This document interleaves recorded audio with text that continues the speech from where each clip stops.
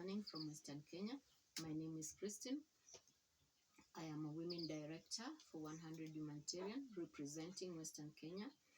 I work with families, I work with girls, I work with women who are still under the age of menstruation. I work with all families. And I started working with 100 Humanitarian some years back because I'm not good with numbers. I can't even say which year. But it has been quite a long journey, and Heidi has been part of my healing on this journey. This is my community. I grew up in this community. This small place that I'm living, I bought this land in my community, and my mother lives just like 5 minutes walk. My father lives like 10 minutes walk, and I live in their midst. And the reason why I decided to live in my community, it is because growing up, I grew up in this community on the other side of Shikumu village, and life was really not a bed of roses, and it was really hard, especially when I started the age of menstruation. My mother left me when I was only 5 years, and life was very hard. Life was very hard, and after some time, I grew up, and I had a lot of bitterness. I had a lot of hatred for my community because of how I was being treated growing up. And when menstruation started, I had a lot of challenges. I faced a lot of shame, and it was very hard. It was really hard coming out of that shame, because it was just stuck on me. Every time I walked, I just felt like I was having the shame around me, and I had a lot of bitterness. But when I joined 100 Humanitarian, Heidi did a lot of healing process with me. She helped me a lot in telling my story, and it wasn't easy. It wasn't easy, really. It wasn't easy. And after some time, I think we work with Maasais, we work with many people, and they would do things for their community.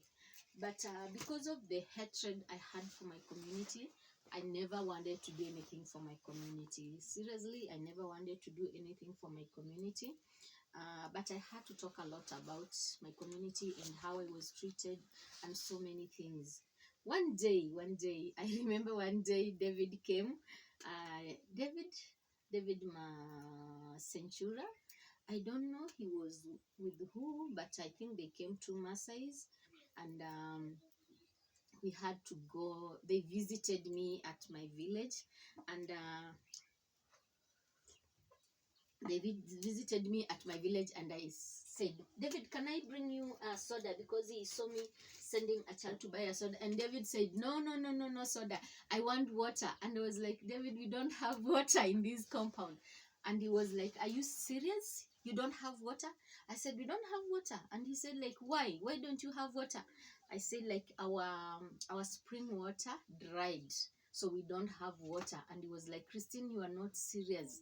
And he had to make me take him to the spring water where we fetch our water. I took David to the spring water. He saw the spring had really dried, and David almost cried. He said, like, how can you not have water when we are helping people get water? And I was like, I don't know, because maybe I just had a lot of bitterness for my community. I don't know why we don't have water. And he said, like, Christine, we are going to Butere. We were going to make a spring water. How? You are not even serious. I said, okay. Anyway, to cut story short, this year, Heidi asked me, I think last year, in the end, Heidi asked me, like, I want you to do something for your community. And I just kept quiet. And I was like, Heidi, do you even know what you're asking me to do? And she said, yes, I want you to go and train your people on how to do gardens. And I was like, okay. I've been doing hope kits, like giving the families and the girls in my community the sanitary towel that we do. We call them at 100 Humanitarian, we call them Hope Kit, because it gives the girl hope to have more days in school and not to worry about menstruation. That one I was okay with doing it. But when she said, I want you to go home and do garden towers for the family, I was like, oh my goodness. This same family that didn't even bother to take care of me when I was growing up, I need to go back and do garden towers for them. That was really a very hard decision. But I said yes because I know that every time Heidi asked me to do something, it is for my highest good. So I accepted and I went home. And when I came home, I did the first garden tower. I had to do them at my mother. Before I do it anywhere else, I had to do it at my mom's place in her memory. And it was really, I never even thought in my mind that I would do it at my mother's place. But when I did it, I felt that peace, I felt that connection, and it was really beautiful. And then I did a few at my place because of the people who are coming to see it. And then I went and did another one to my father's place.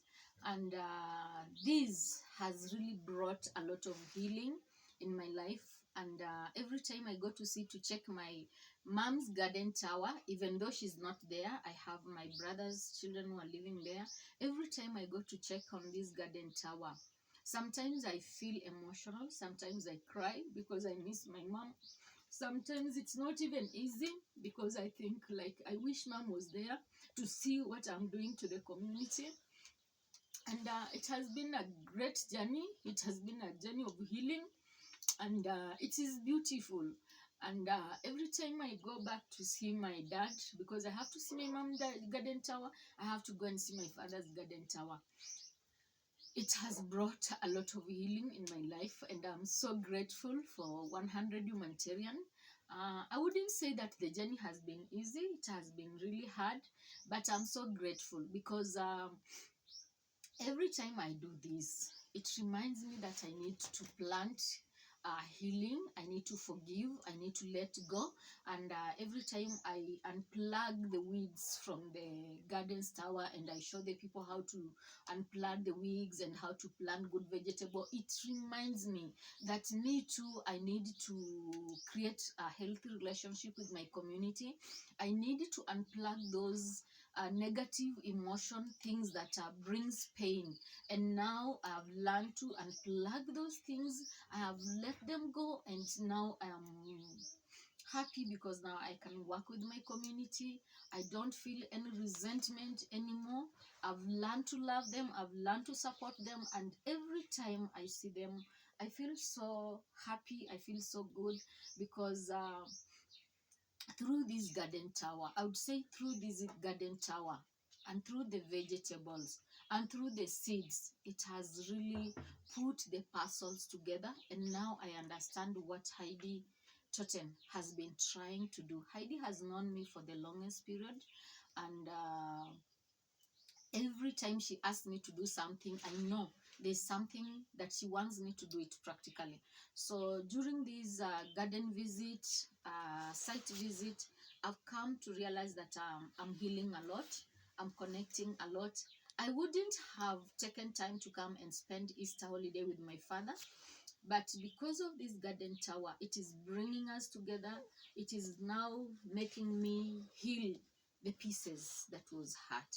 It is making me connect with my family, my father, my sisters, and it is also giving me opportunity to go and visit my mother's grave and just get inside the house, drink a cup of water, and just sit around her graveyard and just feel peaceful.